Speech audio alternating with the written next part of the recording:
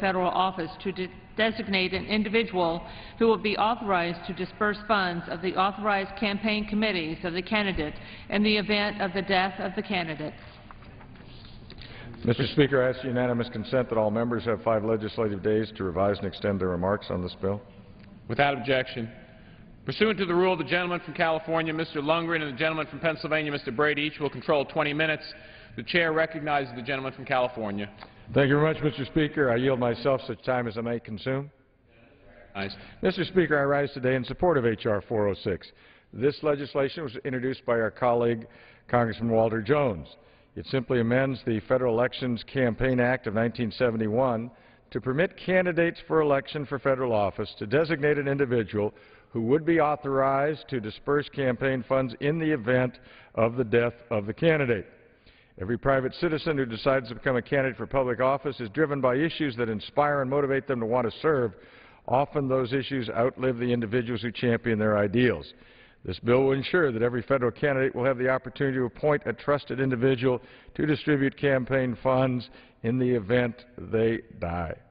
I urge my colleagues to support H.R. 406, and I would reserve the balance of my time. The gentleman reserves his time. The gentleman from Pennsylvania is recognized. Mr. Speaker, I yield myself as much time as I may consume. The gentleman is recognized. Thank you, Mr. Speaker. I support this bill to allow candidates for federal office to designate someone to disperse his or her unspent campaign funds in the event of the candidate's death. Under this bill, a federal candidate could designate another person by filing the appropriate form with the FEC and could revoke or change the designation at any time. The bill allows the candidate to designate a second individual to carry out the duties and wishes of the candidate within the limits of the law. Should the first designee die or become unable to perform these duties, H.R. 406 further allows candidates to provide instructions for distribution of campaign funds as allowed by law. H.R. 406 is designed to help campaign treasurers facing conflicting state laws in case for federal candidates die leaving unspent balances in campaign treasurers, which happens from time to time. This measure offers a common-sense improvement to the Federal Election Campaign Act to deal with this situation. The House has passed similar legislation before, and I urge our members to support it again.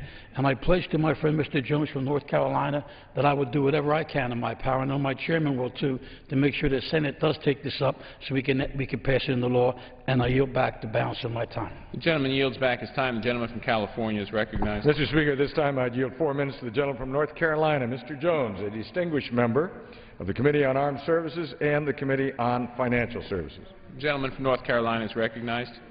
Thank you, Mr. Speaker. Mr. Chairman and Ranking Member Brady, I want to thank you all for bringing this bill back to the floor of the House. This came to my attention. I would not have had any idea that if a candidate or an incumbent running as a candidate would die in office, that their family would not decide how to disperse the money. It would go back to the treasurer of the campaign. And in many cases, many times, that's probably what the family would want anyway. But what I found out with my own father, who served here 26 years, and he died in office, was that it does create a problem. If the family has the authority to make the recommendation as to how to disperse the proceeds, it just makes for a very satisfactory time and a very difficult time when a family member dies.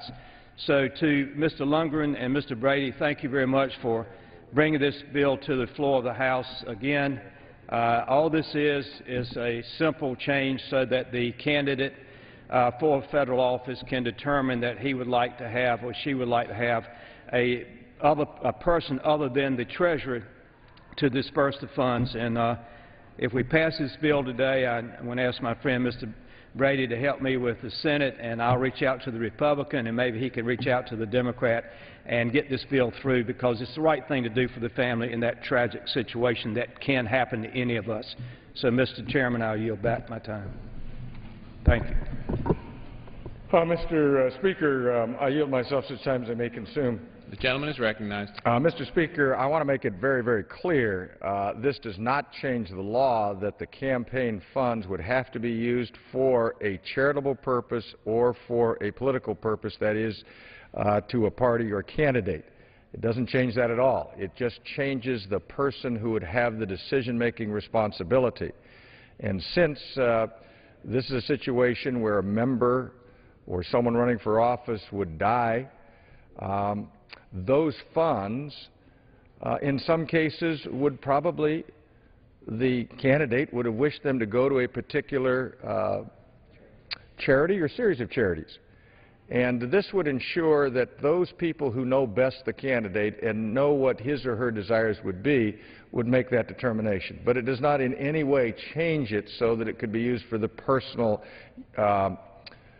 used for personal purposes by the family or anybody else designated. It would still have to go to those legitimate legal purposes for which campaign funds are limited.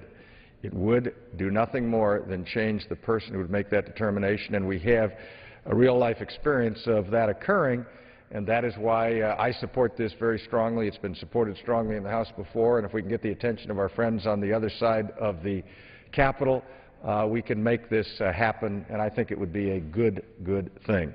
So with that, I would urge my colleagues to support this legislation, and I would yield back the balance of my time. The gentleman yields back his time. The question is, will the House suspend the rules and pass H.R. 406? Those in favor say aye. Those opposed, no. In the opinion of the Chair, two-thirds being in the affirmative, the rules are suspended, the bill is passed, and without objection, the motion to reconsider is laid on the table. For what purpose does the gentleman from California seek recognition? Mr. Speaker, I move to suspend the rules and adopt House Concurrent Resolution 132. The clerk will report the title of the concurrent resolution. House Concurrent Resolution 132, concurrent resolution providing funding to ensure the printing and production of the authorized number of copies of the revised and updated version of the House document entitled Hispanic Americans in Congress and for other purposes.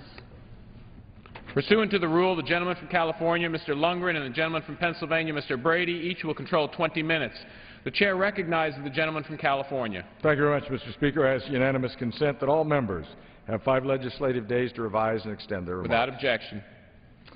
Mr. Speaker, I yield myself such time as I may consume. The gentleman is recognized. Mr. Speaker, I rise today in support of House Concurrent Resolution 132, providing funding to ensure the printing and production of an authorized number of copies of the revised and updated version of the House document entitled Hispanic Americans in Congress.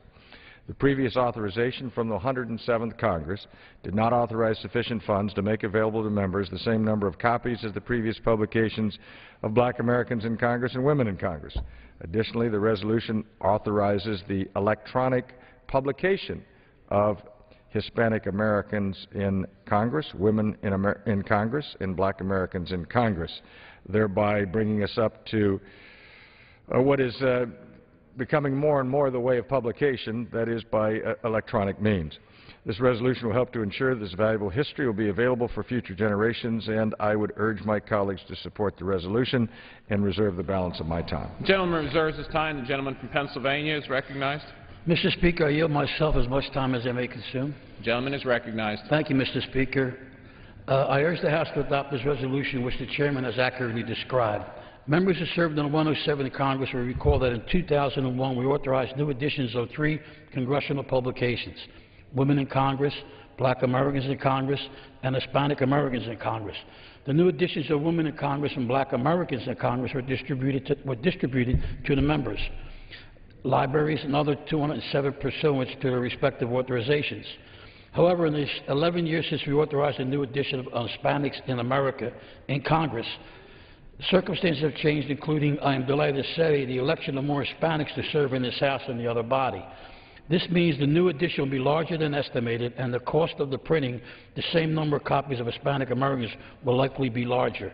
As I urge adoption of this resolution, I wish to thank the clerk who worked on the revised editions and the dedicated men and women of the Government Printing Office who procure the volumes for their fine work. The new editions of Women in Congress and Black Americans in Congress are useful, high-quality references volumes of great value to students, historians, and us. I am certain the new edition of Hispanic Americans in Congress will similarly be well received when published and distributed in the coming months. And, Mr. Chairman, I reserve the balance of my time. The gentleman reserves his time. The gentleman from California is recognized. Mr. Speaker, I have no more requests for time. Does the gentleman has a request, so I would reserve the balance of my time. The gentleman from California reserves. Gentleman from Pennsylvania is recognized. Thank you, Mr. Speaker. I'd like to recognize Mr. Serrano from New York for as much time as he may consume. The gentleman from New York is recognized. Thank you so much. First of all, I want to thank the chairman and the ranking member for bringing this resolution, this bill, to the floor. In 2001, I sponsored the original resolution which created the Hispanic Americans in Congress book. And to some folks watching this debate, that may not be the most important bill we will debate in the next couple of days, or it may be for that matter. But on the other hand, when you really think of the historic nature of this resolution and what happened in 2001, where this book became a very big item in libraries and communities throughout the nation. In fact, members of Congress received a lot of mail and phone calls at that time asking for copies. And of course, there was very limited amount. Now, this resolution would allow for a growth in that number, but most importantly, dealing with the world we deal with today, this resolution allows for a digital copy to be made available. Now, I don't know the specific language of the bill, but I would imagine that any American then can take that digital copy and make their own copy. And so libraries and schools and individuals will be able to make that number grow. And it's important to know why that is an important thing to do. Women in Congress, African Americans in Congress, Hispanics in Congress, was simply a way for people to say, we have a lot of information about these particular communities in terms of what they've done in sports, in show business, in business, but there's little information, very little, as to what has happened in Congress since the beginning of time of our republic. And so this book, when it first came out, was really something that incurred a lot of research and brought about a lot of discussion, because people just did not know how long back there had been Hispanic Americans in Congress. Finally, with the growth of the Latino leadership community, with the fact that when this book first came out, to be honest, it was really a book about this side of the aisle. Now the next book will be about a wide side of the aisle, because it has grown dramatically, and we suspect after the next election the number will even grow more dramatically. And so I thank you both for bringing this resolution up. I hope all members vote for it unanimously, and that we can get the book printed as soon as possible. Thank you. The gentleman yields back his time. The gentleman from California is recognized. Mr. Speaker, I have no more requests for time, and the gentleman has no more requests for time. No more requests for time, Mr. Speaker. I would yield back the balance of my time. Does the gentleman from Pennsylvania yield back? Yield back the balance of my time. The gentleman yields back his time. The question is, will the House suspend the rules and agree to House Concurrent Resolution 132? Those in favor say aye. Those opposed, no. In the opinion of the chair, two-thirds being in the affirmative, the rules are suspended, the concurrent resolution is agreed to, and without objection, the motion to reconsider is laid on the table. For what purpose does the gentleman from California seek recognition? Mr. Speaker, I move to suspend the rules and pass the bill H.R. 6336 with amendments. The clerk will report the title of the bill. H.R. 6336, a bill to direct the Joint Committee on the Library to accept a statue depicting Frederick Douglass from the District of Columbia and to provide for the permanent display of the statue in Emancipation Hall of the Capitol Visitor Center. Pursuant to the rule, the gentleman from California, Mr. Lundgren, and the gentleman from Pennsylvania, Mr. Brady, each will control 20 minutes. The chair recognizes the gentleman from California. Mr. Speaker, I ask unanimous consent that all members have 5 legislative days to revise and extend their remarks. Without objection, the gentleman is recognized. Thank you, Mr. Speaker. I yield myself such time as I may consume. The gentleman is recognized. Mr. Speaker, I rise today in support of H.R. 6336, a bill that I had the privilege to introduce with my esteemed colleague, the representative from the District of Columbia, Ms. Holmes Norton. This bill appropriately places a statue of Frederick Douglass into Emancipation Hall in the U.S. Congress. Frederick Douglass is a pivotal figure in American history. He had an unyielding dedication to equal rights, the abolition of slavery, and the advancement of women's suffrage. In addition to a gripping personal saga detailing his flight from slavery to freedom, Frederick Douglass inspired a nation through both his compelling anti-slavery writings and his rhetoric. Published in 1845, his eloquent autobiography, Narrative of the Life of Frederick Douglass, an American Slave, undercut pro-slavery arguments. He challenged enslavement, and he inspired individuals seeking their freedom. After the Civil War, he served in a number of government positions and became the first African American to receive a vote for nomination as President of the United States at the 1888 Republican National Convention. Yes, I would repeat that, the Republican National Convention. He was a proud Republican. Mr. Speaker, September 22nd marks the 150th anniversary of President Abraham Lincoln signing the preliminary proclamation that paved the way for the Emancipation Proclamation to be signed on January 1st, 1963. How fitting that a statue honoring Frederick Douglass, a man who brought freedom to so many, will be on display in Emancipation Hall. In considering the remarkable achievements of Frederick Douglass and his contributions to our rich history, his presence within the U.S. Capitol will honor this institution and serve as an endearing testimony to the struggle for freedom and equality. I'd like to thank again my colleague, the Congresswoman from the District of Columbia, Ms. Holmes Norton, and I know she unfortunately couldn't be here today because I know she has a requirement to teach a class, otherwise she would be here.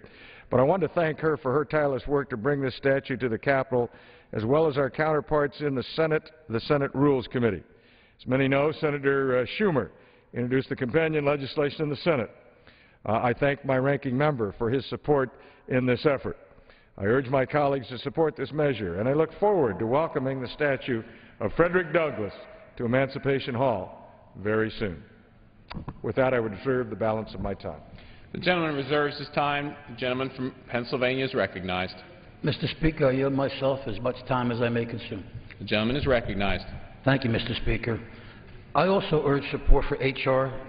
63360, direct the Joint Committee on the Library to accept the statue of Frederick Douglass and provide for its permanent display in Emancipation Hall in the Capitol's Visitor Center. Often considered the father of the Civil Rights Movement, Frederick Douglass' place in history was earned with deep-seated courage and unshakable belief in the equality of all human beings.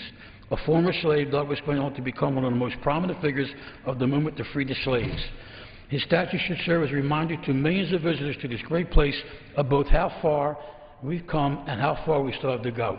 Mr. Speaker, I'd also like to thank my chairman, Mr. Lundgren, for his patience and for this was a long time coming, and his negotiations, and also for his respect. And with that, I yield back the balance of my time, and also for his unwielding cooperation. With that, I yield back the balance of my time. The gentleman yields back his time. The gentleman from California is recognized. Mr. Speaker, I would yield myself such time as I may consume.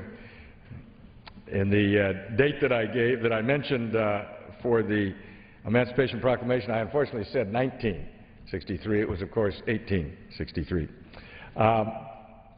One of the great things about Frederick Douglass is that he inspired a nation not only to, by the example of his lifetime in releasing the bounds of slavery and becoming a free man, but he was self-educated. He was a great orator, a great writer, a great inspiration to this country. There's not too many people that you can talk about that actually can take credit, tremendous credit, for the passage of 3 amendments to the U.S. Constitution, 13th, 14th, and 15th. There's not many people who were on the right side of history in such a tremendous way. Someone who not only worked to encourage African Americans to fight in the Civil War on the side of freedom, but also later on to work to ensure that the message of freedom that was the promise of both our Declaration of Independence and our Constitution was embodied specifically in the Constitution by these amendments. He was a powerful man who was very proud of his history and proud of his place in history in terms of leading a political movement and showing that African Americans were not just freed slaves that somehow got their freedom at the suffrage of the other members of society, but that they fought for it, they struggled for it, and they had both physical courage and intellectual power that inspired a nation to recognize the fact that we had fallen so far short of the promise of our Constitution and the Declaration of Independence. I'm afraid that too many young people today don't know the story of Frederick Douglass.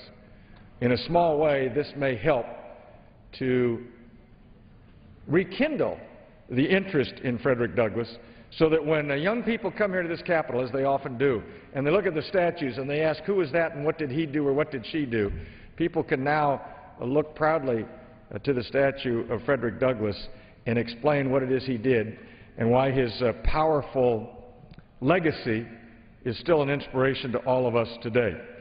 So I would hope that our members would unanimously support this legislation and that we would soon see Frederick Douglass return to the United States Capitol in this way.